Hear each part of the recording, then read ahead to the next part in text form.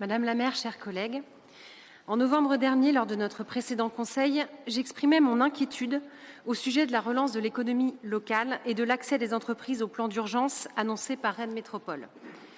Je rappelais que ce plan de rebond, à hauteur de 10 millions d'euros et présenté de manière conquérante, représente à peine 1% du budget métropolitain.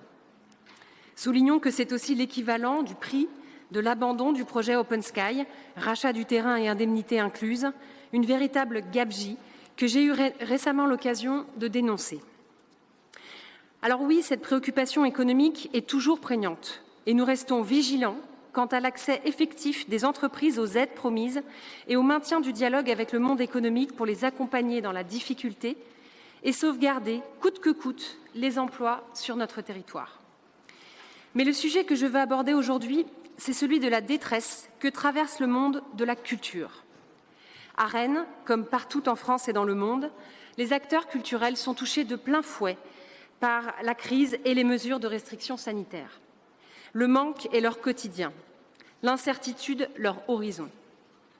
Pour empêcher la faillite des organisations artistiques et culturelles et compenser leur perte d'exploitation, l'État a pris ses responsabilités de manière historique, avec un plan de sauvegarde exceptionnel de plus de 7 milliards d'euros.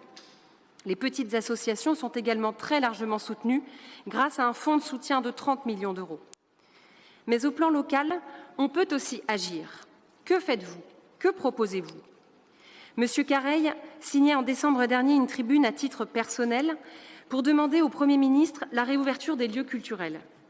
Même si je ne doute pas, cher Benoît, de vos nobles intentions, cette initiative individuelle me semble aussi incantatoire que démagogique dans le contexte de danger sanitaire que nous connaissons. Aussi, permettez-moi de reprendre à mon compte l'appel lancé par la Fédération nationale des collectivités pour la culture. Cessons d'attendre, dans cet état de sidération, que tout redevienne comme avant et sortons de l'alternative du tout ou rien, de l'ouverture ou de la fermeture des équipements.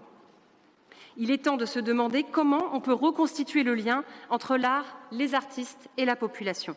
C'est le rôle de la puissance publique. Et qui mieux que les villes pour être force de proposition, pour inventer, avec les acteurs de proximité, des nouveaux objets culturels, des nouveaux formats, adaptés aux contraintes que cette pandémie nous impose.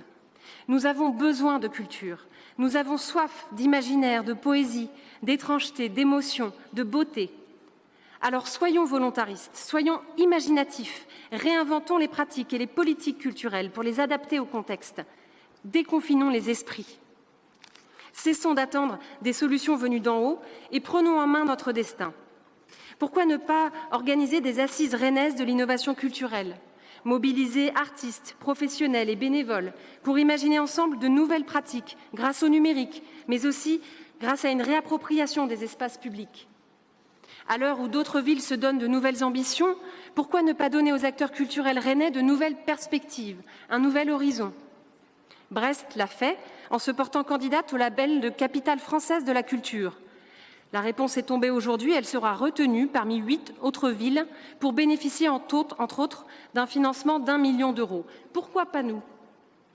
Une idée que nous vous soumettons, Madame la maire, chers collègues, serait de porter la candidature de Rennes, aux côtés d'autres villes et villages de Bretagne, au label de capitale européenne de la culture.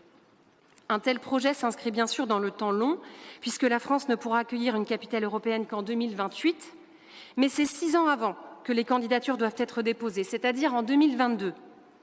L'année qui vient pourrait donc être consacrée à imaginer une programmation ambitieuse, en travaillant main dans la main avec tous les acteurs culturels de Rennes, mais aussi de Bretagne. À l'image de Marseille, devenue capitale de la culture en 2013, en associant plusieurs villes de Provence, Rennes pourrait proposer à Nantes, Landerneau, Pont-Aven, Quimper ou Carhaix d'être partenaires pour accueillir des manifestations. Il faut décloisonner monde artistique et monde économique, conjuguer notre savoir-faire technologique et notre créativité artistique, inventer de nouveaux lieux, à l'image de l'aréna du jeu vidéo que nous proposons de créer sur le site de la prison Jacques-Cartier.